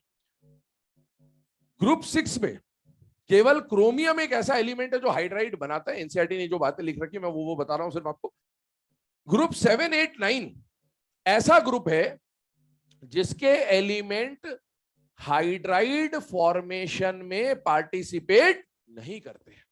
और जब वो हाइड्राइड फॉर्मेशन में पार्टिसिपेट नहीं करते तो डी ब्लॉक में सब हाइड्राइड बनाते जा रहे, बनाते जाते इधर भी बनाते, बीच में ऐसा पार्ट आया जिसने हाइड्राइड नहीं बनाया, तो उसको बोलते हैं हाइड्राइड गैप। क्या बोलते हैं? Hydride gap. तो आपसे पूछेगा कि hydride gap is found in which type of hydride? तो hydride gap is found in metallic hydrides या नॉन स्टोइकियोमेट्रिक हाइड्राइड्स। और कौन से ग्रुप है जो हाइड्राइड गैप के लिए रिस्पॉन्सिबल है? तो ग्रुप नंबर 7, 8, 9 हाइड्राइड फॉर्मेशन नहीं करते, इसलिए ये वाला जो पार्ट है इसको क्या बोला जाता है बेटा? हाइड्राइड गैप बोला जाता है। उसके अलावा आपसे पूछेगा डी ब्लॉक में कौन सा ऐसा ग्रुप है जिसमें केवल एक एलिमेंट हाइड्राइड बनाता, तो वो कौन सा बेटा? ग्रुप 6। और वो कौन सा एलिमेंट है ग्रुप 6 का करोड़ों मोल वालों में से? तो क्रोमियम जो है वो हाइड्राइड का फॉर्मेशन करता। तो ये पूरा हाइड्राइड्स के बारे में जो एनसीईआरटी में गिवन है वो आपके सामने बता दिया गया। अब आते हैं लास्ट कंपाउंड की तरफ, दैट इज H2O2, हाइड्रोजन पर ऑक्साइड। चलिए हाइड्रोजन पर ऑक्साइड की तरफ अगर हम लोग मूव करें तो हाइड्रोजन पर ऑक्साइड में, ठीक है, सबसे पहली चीज आपको प्रिपरेशन वगैरह दे रखी है, आप मॉड्यूल पे चले जाएं, है ना, वहां पर लिखा हुआ है, एनसीईआरटी लिख भी दिया शायद उन्होंने इस बार, अकॉर्डिंग टू एनसीईआरटी लिखा हुआ है, तो है ना, आ रहे धीरे धीरे लाइन पे आ जाएंगे, कुछ 1-2 साल और लगेंगे, ठीक है। तो अकॉर्डिंग टू एनसीईआरटी पहला पॉइंट वहां पर देखें, पहला जो प्रिपरेशन है वो क्या है, समझिएगा ध्यान से। सबसे पहली बात, आपको हाइड्रोलाइसिस के टाइम पर, एस ब्लॉक के टाइम पर मैंने बोला था किसी भी परऑक्सी कंपाउंड का अगर आप वाटर से या एसिड से रिएक्शन कराओगे तो आपको H2O2 मिलेगा ही मिलेगा। आप उसमें रिएक्शन देखिए, आपको दे रखा बेरियम का परऑक्साइड, है ना, हाइड्रेटेड फॉर्म में मिलता है बेसिकली।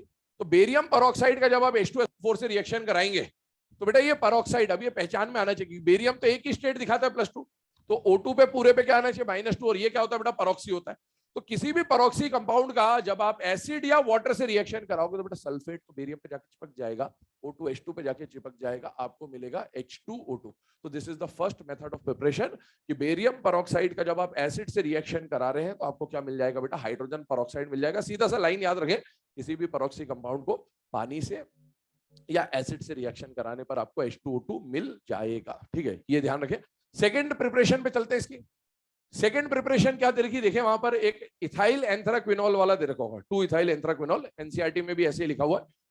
2 इथाइल एंथ्राक्विनोल के बदले आप उसको एल्काइल एंथ्राक्विनोल भी बोलते हैं, इथाइल के बदले एल्काइल एंथ्राक्विनोल भी बोलते हैं। तो ये जो एल्काइल एंथ्राक्विनोल है, इसका जब आप ऑक्सीडेशन करेंगे, रिवर्सिबल रिएक्शन होती है बेसिकली, दोनों तरफ चलता है। जब आप ऑक्सीडेशन कराओगे तो ऑक्सीडेशन कराने पर आपको क्या मिलेगा बेटा? H2O2 मिलेगा, और साथ में एक ऑक्सीडाइज्ड प्रोडक्ट मिलेगा। एनसीईआरटी जिस तरह से लिखता है मैं वैसा लिख रहा हूं ना। ये एल्काइल एंथ्राक्विनोल, क्विनोल का जब आप ऑक्सीडेशन कराओगे तो आपको H2O2 मिलेगा, और जो ऑक्सीडाइज्ड प्रोडक्ट होता है ना वो मिलता है क्विनोन, ठीक है, ये ऑर्गेनिक केमिस्ट्री में आ जाएगा जब आप देखेंगे। तो दोनों तरफ पे ये प्रोसेस चल रहा होता है। तो अल्कोहल को आपने ईओन में, कीटोन में चेंज कर दिया बेसिकली। तो ये देखें हाइड्रोजन परऑक्साइड का प्रिपरेशन है, बट एनसीईआरटी है ना क्विनोन वगैरह नहीं लिखता, वो सिर्फ ऐसा लिखता है कि ऑक्सीडाइज्ड प्रोडक्ट इज ऑब्टेन्ड। तो आपको इतना पता होना चाहिए। आगे बढ़ते हैं तीसरी प्रोसेस पे। तीसरा प्रोसेस क्या बोलता है समझिएगा, हम लोगों ने पढ़ा था मार्शल्स और कैरोज एसिड। याद करिए, मार्शल्स एसिड जब हम लोगों ने पढ़ा था तो मार्शल एसिड था H2S2O8, और हमने ऑक्सी एसिड्स का भी हाइड्रोलाइसिस पढ़ा था, पूरा मैकेनिज्म समझाया था मैंने आपको उसमें। और मैंने बोला था जिस स्टेट का डॉटर एसिड है हाइड्रोलाइसिस करने पर उसी स्टेट का पेरेंट एसिड मिलेगा। इसमें जब आपने हाइड्रोलाइसिस कराया था तो 1 मोल तो H2SO4 मिला था और 1 मोल H2SO5 मिला था। फिर वो H2SO5 फर्दर हाइड्रोलाइज होके 1 मोल H2SO4 और H2O2 देता था। तो this is again method of preparation of, है ना। और इसमें आप वही समझ सकते हैं, किसी भी परऑक्सी कंपाउंड को अगर वाटर या एसिड से रिएक्शन कराएंगे आपको H2O2 मिलेगा ही मिलेगा। चलिए आगे बात करते हैं। ये तो प्रिपरेशन की बात, फिजिकल प्रॉपर्टीज पे आते हैं। फिजिकल प्रॉपर्टीज देखिए, इसकी फिजिकल प्रॉपर्टीज में 2-3 पॉइंट्स वहां पर आपको गिवन है। पहला जो पॉइंट है वो तो ये दे रखा है कि कलरलेस है और ब्लू कलर का भी दिखता है कई बार। ये कलरलेस और ब्लू का माजरा क्या है वो समझिए। समुद्र जैसा दिखता है, आप सी वाटर देखते हैं, हाथ में पानी लिया कलरलेस, दूर से देखा तो ब्लू, ये वो है। ये ठीक है, H2O2 ऐसा दिखता है कि है कलरलेस, पर अपीयरेंस कैसा आता है, ब्लूइश अपीयरेंस आता है इसका। दूसरी बात, इसको डार्क बॉटल्स में रखा जाता है। डार्क बॉटल्स में क्यों रखा जाता है? H2O2 एक अनस्टेबल कंपाउंड है, तो इस पे अगर सनलाइट पड़ेगी तो सनलाइट में ये डिकम्पोज हो जाएगा, डिस्प्रोपोर्शनेट हो जाएगा, डिकम्पोज हो जाएगा, और ये कौन सी स्टेट का बेटा, -1 से चेंज हो जाएगा -2 और 0 पे। तो ये डिकम्पोजिशन भी बोल सकते हो, डिस्प्रोपोर्शनेशन भी बोल सकते हो, जो भी बोल दे। तो इसीलिए इसको डार्क बॉटल्स में सनलाइट की एब्सेंस में कूल जगह पर स्टोर किया जाता है। सनलाइट मिल जाए या हीट भी मिल जाए तो भी ये डिस्प्रोपोर्शनेट हो जाएगा। तीसरी बात जो वहां पर लिखी होगी, पर हाइड्रोल आपको दिया होगा 30% सॉल्यूशन, तो वो तो याद ही रखने वाला पॉइंट है, पर हाइड्रोल होगा। इसके अलावा एक और बात सोचिए, इसमें एक पॉइंट लिखा है, it is a weak dibasic acid. बहुत इंपॉर्टेंट पॉइंट है, वीक डाइबेसिक एसिड। सुनिएगा, H2O2 जो है, इसका स्ट्रक्चर आप जानते हैं कैसा होता है बेटा, half open book like structure. क्या ऑक्सीजन से जुड़ा हुआ हाइड्रोजन है या नहीं बेटा? है। क्या ऑक्सीजन से जुड़ा हुआ हाइड्रोजन है या नहीं बेटा? है। वही हाइड्रोजन बेसिसिटी एन फैक्टर में काउंट होता है जो ऑक्सीजन से जुड़ा होता है। इसके पास कितनी बेसिसिटी है बेटा? 2, इसीलिए इसको क्या बोलते हैं, इसका एन फैक्टर 2 बोल दिया। यहाँ पर जैसे अगर मैंने या बेसिसिटी 2 बोल दी, एन फैक्टर तो नहीं, बेसिसिटी बोल देता हूँ 2, तो बेसिसिटी 2 अगर मैंने बोल दी, इसका मतलब ये कैसा है, ये H+ देगा, तो एसिड है। और कैसा एसिड है बेटा? डाई बेसिक एसिड है, लेकिन वीक है। तो आपको है ना ये पता होना चाहिए, कभी आ जाए कि H2O2 अगर किसी रिएक्शन में प्रेजेंट है तो वो मीडियम ऑटोमेटिकली एसिडिक मानना होगा, क्योंकि ये खुद किसकी तरह काम करता है, एसिड की तरह। ठीक है, ये पॉइंट आ गया। इसके अलावा अगर बात करें नेक्स्ट, तो आपको वहां पर फोटो खींच, जल्दी जल्दी फटाफट, समय कम है।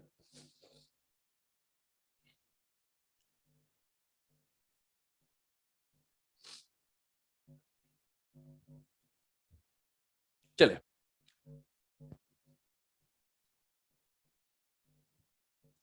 अभी देखिए H2O2 का इसके बाद स्ट्रक्चर आपको दे रखा बेटा, उस स्ट्रक्चर को जरा ध्यान से देखिए। तो स्ट्रक्चर में हाफ ओपन बुक तो जो है वो है, लेकिन उसमें साथ ही साथ वीडियो देखने लग गया तो है, कैसी आवाज निकाल रहा उसमें? सही है सब, मामला ठीक है? ठीक, मतलब ठीक है ना, परेशान क्यों?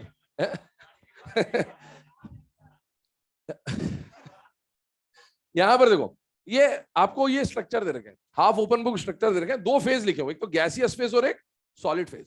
ये गैसियस और सॉलिड में देखो, इसको हाफ ओपन बुक को समझिएगा थोड़ा सा, मैं यहां से समझा रहा हूं इसके थ्रू।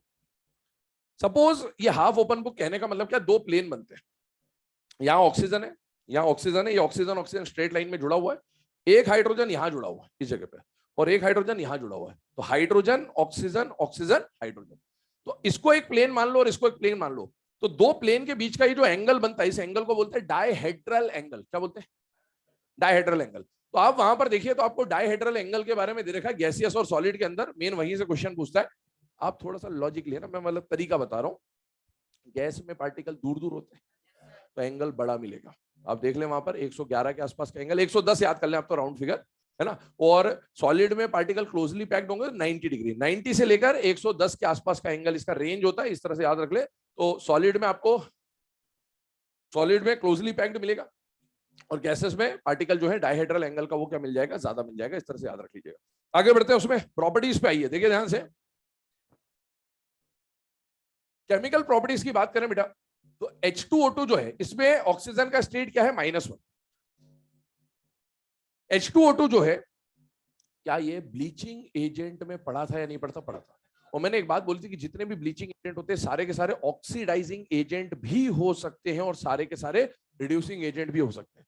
तो अब उसी की बात आती है, एक तो इसका डिस्प्रोपोर्शनेशन रिएक्शन आपको दे रखा है मॉड्यूल के अंदर, वही वाला जो रिएक्शन अभी मैंने बताया, एक तो H2O बन जाएगा और साथ में क्या बन जाएगा, O2, हाफ O2 दे रखा है, लेकिन मैं बैलेंस नहीं कर रहा हूं, ये बन गया।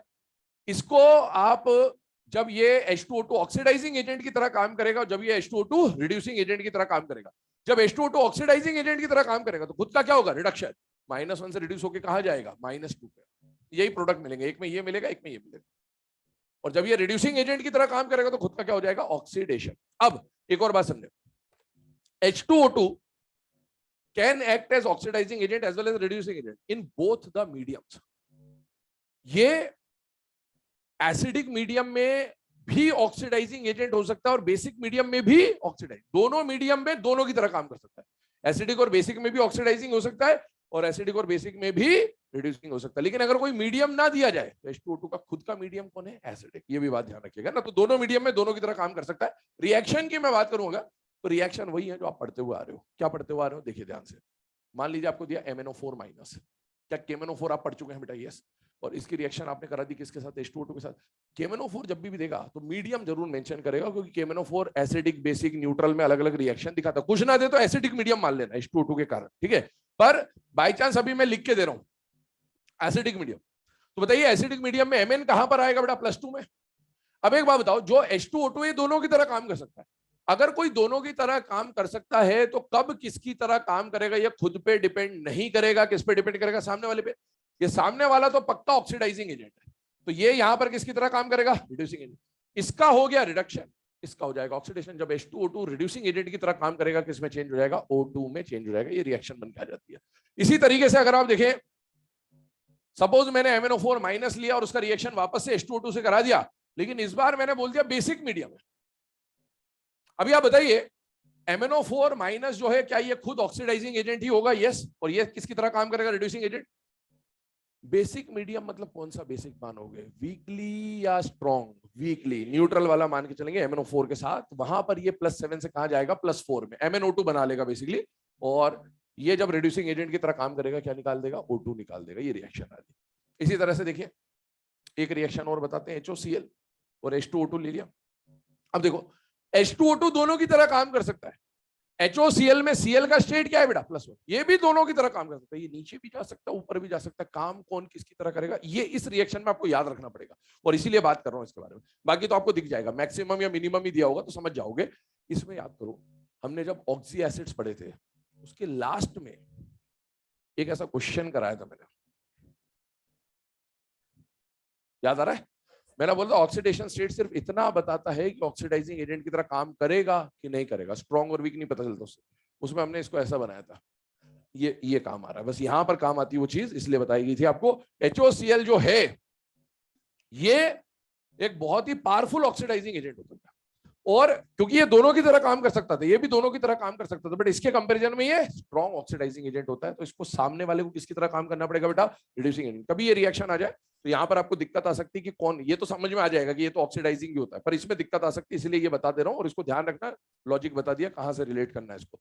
यहाँ पर HOCl जब ऑक्सीडाइजिंग एजेंट की तरह काम करेगा तो खुद का क्या हो जाएगा बेटा? रिडक्शन हो जाएगा। Cl-1 में ही जाना चाहता ऑब्वियसली, और H2O2 जो है ये हो जाएगा O2 में चेंज। इसी तरीके से बाय चांस आपको ये एक रिएक्शन याद आ रही हो, ओजोन में याद आ रही है कुछ? सल्फर -2 में है, ये मिनिमम पे है। मिनिमम पे है तो ऊपर जाएगा, खुद किसकी तरह काम करेगा? रिड्यूसिंग एजेंट की तरह। और ये किसकी तरह काम करेगा? ऑक्सीडाइजिंग एजेंट की तरह। अब आप देखो PbS क्या सल्फर बनेगा या PbSO4 बनेगा? PbSO4। कुछ याद आ रहा होगा? ओजोन और H2O2 मैंने उस टाइम पे बोला था, तो यहाँ पर आपको मिलेगा PbSO4, H2O जो है वो चेंज हो जाएगा। तो ऐसी बहुत सारी रिएक्शन आ जाएंगी। कोई भी रिएक्शन आ जाए, जैसे I- दे दे अब आपको, या I2 दे दे, या I- दे दे। जैसे मैंने I- ले लिया तो I- को ऑक्सीडाइज करा देना, क्योंकि ये तो मिनिमम पे है। मिनिमम पे तो हेलोजन ऊपर कहां जाएगा? X2 में जाएगा, मतलब I2 में जाएगा। तो इस तरह की रिएक्शंस आएंगी आपको, जो ऑलरेडी आपको पड़ी हुई रिएक्शन है वैसी ही रिएक्शंस आपको देखने को मिल जाएगी। आयरन +3 दे दे, यहां पर बाई चांस आयरन +3 दे दे, तो आपको पता है कि आयरन +3 को अगर H2O2 से रिएक्शन कराऊंगा तो क्या बना लेगा? आयरन +2 बना लेगा, है ना? तो ये सब चीजें समझ में आनी चाहिए। ये सारी जो रिएक्शंस आपने पढ़ी है उन्हीं रिएक्शंस में से कुछ ना कुछ आपको देखने को मिल रहा होगा। आइए यहां पर आके हाइड्रोजन चैप्टर जो है ये समाप्त होता है। हाइड्रोजन चैप्टर में एक पॉइंट बस आपको और लिखना है, एनसीईआरटी में गिवन है, बाई चांस कभी आ जाए। जो डाई हाइड्रोजन होता है इसका, सुना मेरी बात, इसको आपने इलेक्ट्रिक आर्क मेथड दिया। इलेक्ट्रिक आर्क मतलब एक ऐसा apparatus होता है आर्क टाइप का, और उसमें इलेक्ट्रिसिटी आप तुरंत देते हैं, बहुत ही हाई टेम्परेचर होता है, और या फिर आप अल्ट्रावायलेट लाइट देते हैं तो ये चेंज हो जाता है H में, और इस H को बोला जाता है एटॉमिक हाइड्रोजन। ये दो जगह लिखा हुआ है एनसीईआरटी में। कभी डायरेक्ट आ गया कि एटॉमिक हाइड्रोजन कैसे प्रिपेयर किया जाता है, तो आपको पता होना चाहिए कि जो आपका मॉलिक्यूलर हाइड्रोजन है उसको अगर आपने इलेक्ट्रिक आर्क दिया या फिर अल्ट्रावायलेट लाइट से ट्रीट कराया, इन दोनों केसेस में एटॉमिक हाइड्रोजन का, दोनों में से कोई भी एक प्रोसेस लगा दे ना, दोनों में से किसी भी एक प्रोसेस से आपको क्या मिल जाएगा? एटॉमिक हाइड्रोजन मिल जाएगा। ये लिखा हुआ है एनसीईआरटी में। डायरेक्ट आ गया तो फिर वही आंसर की आने के बाद ही पता चलेगा, नहीं तो है ना, तो लिखा है एनसीईआरटी का। हाँ कहाँ लिखा हो, हाँ ठीक है ना। तो ये ध्यान रखें, इंपॉर्टेंट केस है। यहाँ पर आके जो बेसिकली ये जो हाइड्रोजन का चैप्टर ये कंप्लीट होता है।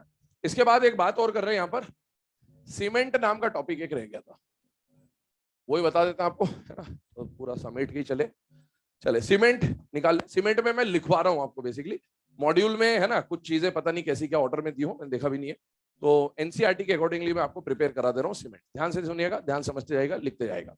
सबसे पहले सीमेंट में सुनिएगा ध्यान से, सीमेंट का प्रिपरेशन कैसे होता है, बोलते जा रहा हूँ, आप कहीं पे भी लिख लें एक जगह, ना कॉपी में लिख लो या जहां भी जगह हो वहां लिख लीजिएगा। एक पेज का प्रोसेस आएगा, आधे से एक पेज का, तो इसीलिए थोड़ा स्पेस बना के चलिएगा। सीमेंट में लिखिएगा, manufacture of cement is done, manufacture of cement is done, manufacture of cement is done by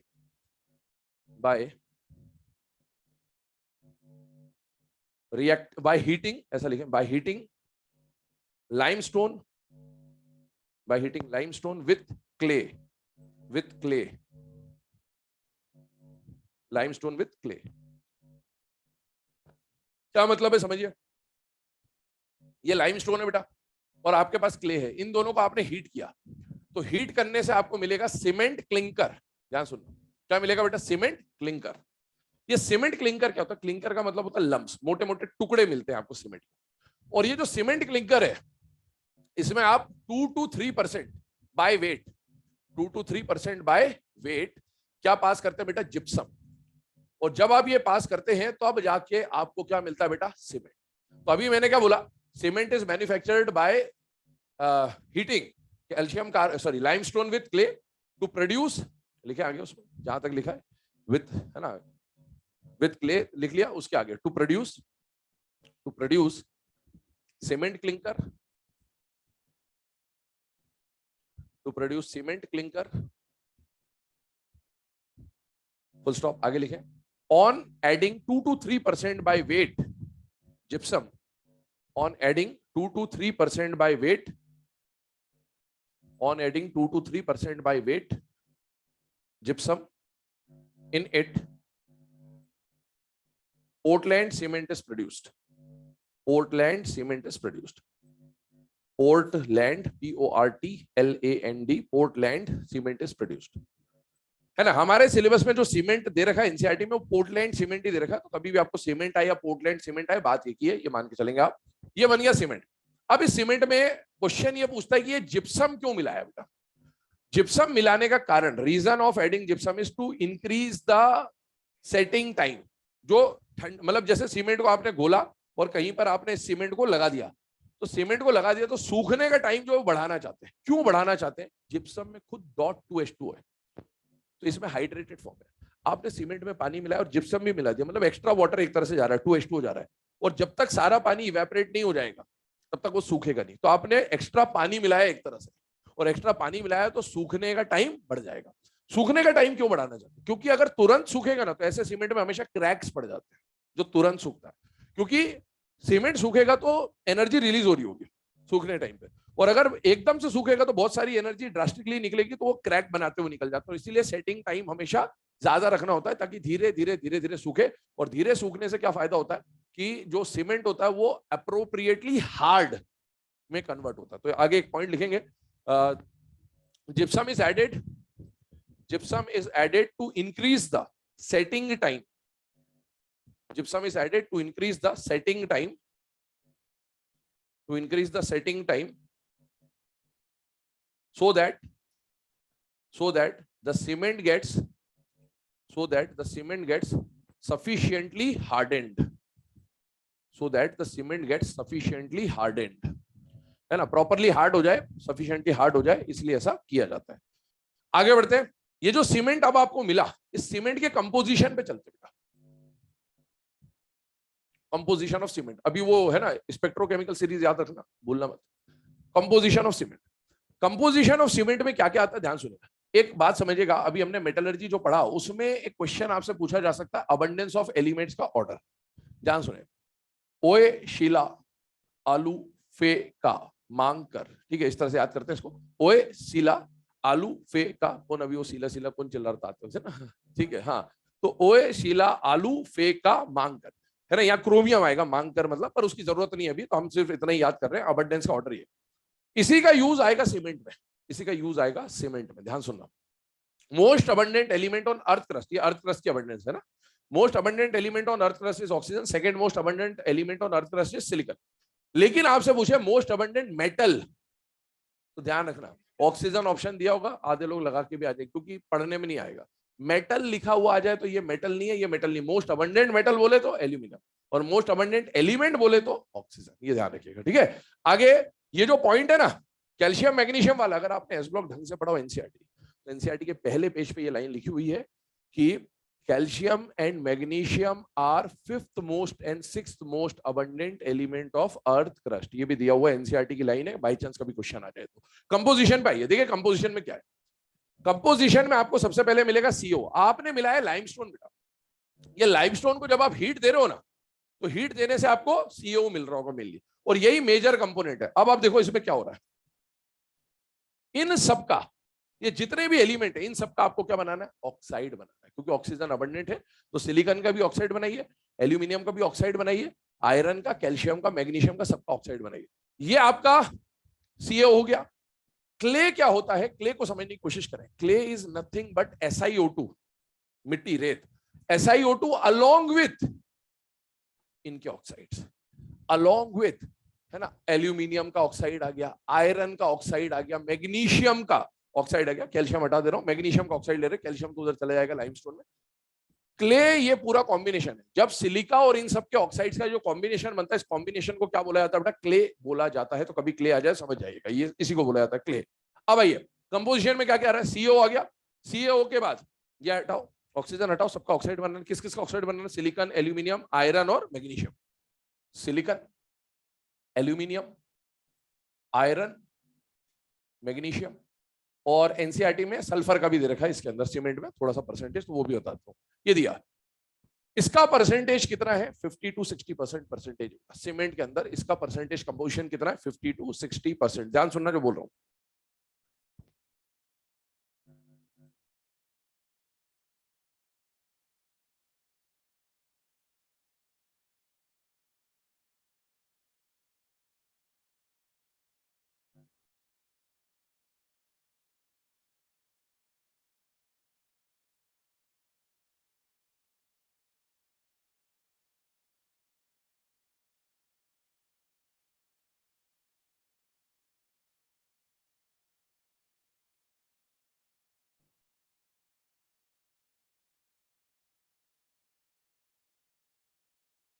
तो ये इन सबका क्या है बेटा, परसेंटेज कंपोजिशन है। आगे बढ़ जाए। परसेंटेज कंपोजिशन के बाद एनसीईआरटी एक पॉइंट बोलता है कि सीमेंट बढ़िया क्वालिटी का कौन सा होगा। तो बढ़िया क्वालिटी का सीमेंट वो होगा जहां पर ये जो SiO2 है और Al2O3 है, इनका रेशियो 2.5 से लेकर 4 होगा। ये 2 है और इन दोनों को ऐड करो, कितना आ रहा है, ठीक है, और या फिर 5/2 कर देना। तो 5/2 करोगे तो कितना आ जाएगा, 2.5। कम से कम एक पॉइंट आपको याद हो जाएगा, 2.5 के आसपास कुछ वैल्यू होती है। आगे सुने, एक और पॉइंट बोलता है एनसीईआरटी, वो ये बोलता है कि ये जो CaO है और इसके साथ सिलिका, एल्यूमिनियम, आयरन, इन सब का जो रेशो होता है, जैसे हम बात करें CaO और CO के साथ SiO2, Al2O3 और FeO, है ना, ये Fe2O3 का जो रेशो है, ये रेशो भी अगर अराउंड 2 हो तो भी सीमेंट बढ़िया क्वालिटी का होता है। तो बढ़िया क्वालिटी सीमेंट के लिए ये दो चीजें आपको पता होनी चाहिए कि ऐसा कुछ एनसीईआरटी में लिखा हुआ है। फिर अगला पॉइंट क्या बोलते हैं एनसीईआरटी, वो ये बोलता है कि जब आप सीमेंट में पानी मिक्स करते हैं तो बेसिकली इन सबका रीअरेंजमेंट होता है, और रीअरेंजमेंट होकर ये आपस में रिएक्ट करके सीमेंट के लिए फॉर्मेशन करते हैं। और क्या फॉर्मेशन करते हैं वो समझिएगा। पहला आता है, इनका फॉर्मेशन होता है डाई कैल्शियम सिलिकेट का। तीसरा ये फॉर्मेशन करते हैं ट्राई कैल्शियम सिलिकेट का। और जो थर्ड पॉइंट आता है यहां पर, वो आता है ट्राई कैल्शियम एल्यूमिनेट का, ट्राई कैल्शियम एल्यूमिनेट का। अब इसमें कंडीशन समझे, die calcium silicate, try calcium silicate और ट्राई कैल्शियम एल्यूमिनेट। समझना, डाई कैल्शियम सिलिकेट क्या है, Ca2 2 कैल्शियम, और सिलिकेट का बेसिक यूनिट होता था SiO4 4-। तो SiO4 4- को बैलेंस करने के लिए कितने कैल्शियम चाहिए बेटा? 2। ये बन गया इसका फॉर्मूला। इसमें ट्राई कैल्शियम है, मतलब कितने कैल्शियम आए? 3। बेटा 2 कैल्शियम के साथ किसकी जरूरत थी? SiO4 की। एक और कैल्शियम बढ़ गया, उसके लिए एक ऑक्सीजन और आएगा -2 बैलेंस करने के लिए, तो ये SiO5 बन जाएगा। ये बन गया, मतलब इसमें आप एक CaO और जोड़ दो, ये बन जाएगा। फिर try calcium aluminate, calcium 3, aluminium 2 और ऑक्सीजन आ गए 6, चार्ज बैलेंस हो जाएगा। ये ट्राई कैल्शियम एल्यूमिनेट हुआ। इसको परसेंटेज बोलता है। ये सब मिक्स होके ये बना है। कैसे बना देखो, इधर कलाकारी देखो, ये सबसे ज्यादा है, तो ये आपको हर जगह मिलेगा। कैल्शियम कैल्शियम कैल्शियम, जब ये मिक्स हुआ आपस में, SiO2 एसिडिक ऑक्साइड है बेटा, ये बेसिक ऑक्साइड है बेटा, आपस में रिएक्ट कर गए, ये भी बनाया, ये भी बनाया। एल्यूमिनियम एम्फोटेरिक ऑक्साइड है बेटा, ये बेसिक है बेटा, आपस में रिएक्ट कर गए, ये बनाया। तो पहली बात तो ये कहां से बन रहा है? इन्हीं में से बन रहा है। जो जिनका परसेंटेज ज्यादा है बस उन्हीं की रिएक्शन करवाई अपन ने, 1-2% वाले की रिएक्शन नहीं देख रहे। अब बोलता है इसका परसेंटेज कितना आएगा। इधर देखो, ये क्या है? 2, ये क्या है? 4, 24%। आसपास पहुंच जाएंगे। इसको देखो जरा, जानते हो सर को, है ना? Try calcium silicate, try calcium silicate, इन्होंने आपकी आधी फिजिकल केमिस्ट्री खत्म कराई लगभग, ठीक है? हाँ है? और सुनो इधर, ये तीनों, सुनो मेरी बात, ये तीनों को ऐड करो, ये परसेंटेज इसके याद कर लेना आराम से, ठीक है? तो ये परसेंटेज है। अब लास्ट में मैं वो आपको लिखवा देता हूँ, स्पेक्ट्रोकेमिकल सीरीज, है ना? इसको ये वाला फोटो तो लेने की मेरे सबसे जरूरत है, ले फटाफट ले लो, एक स्पेक्ट्रोकेमिकल बता देते हैं, खत्म करें।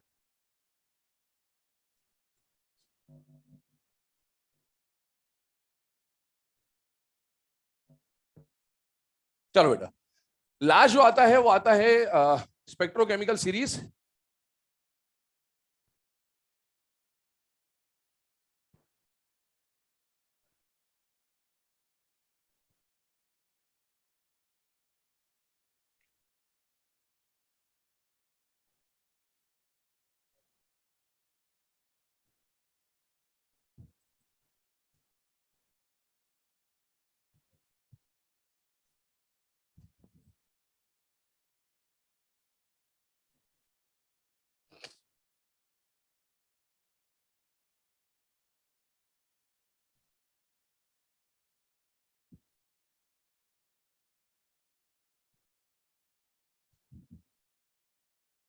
ठीक है, इधर देखें, ये स्पेक्ट्रोकेमिकल सीरीज आपके सामने लिखी हुई है।